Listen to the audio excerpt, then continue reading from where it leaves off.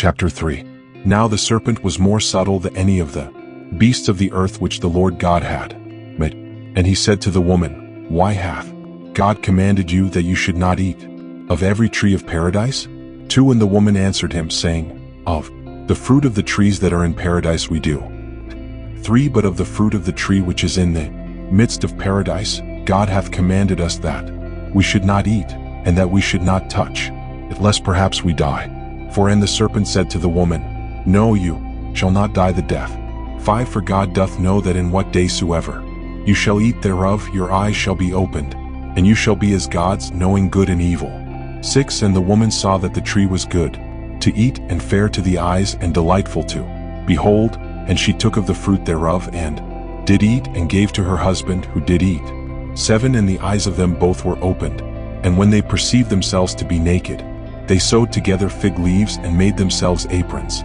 8. And when they heard the voice of the Lord God walking in paradise at the afternoon air, Adam and his wife hid themselves from the face of the Lord God amidst the trees of paradise. 9. And the Lord God called Adam and said to him, Where art thou?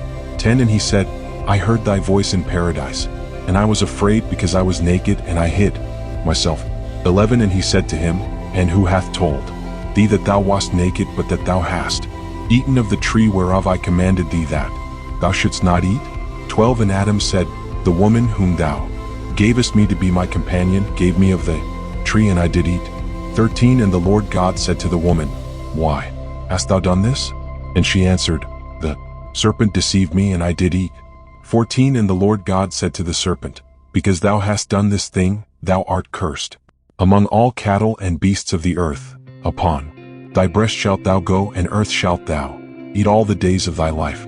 15. I will put enmities between thee and the woman, and thy seed and her seed. She shall crush thy head, and thou shalt lie in wait for her.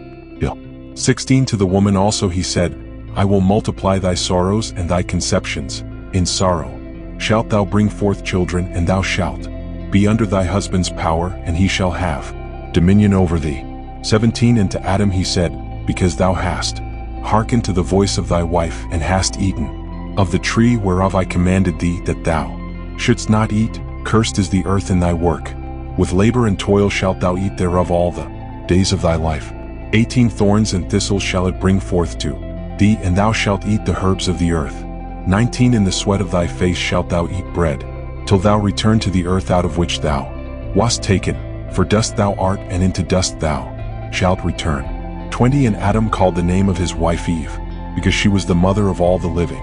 21. And the Lord God made for Adam and his wife garments of skins, and clothed them.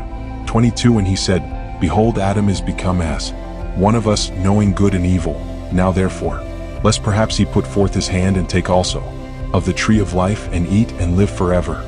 23. And the Lord God sent him out of the paradise of pleasure to till the earth from which he was taken. 24. And he cast out Adam, and placed before the paradise of pleasure cherubims, and a flaming sword, turning every way to keep the way of the tree of life.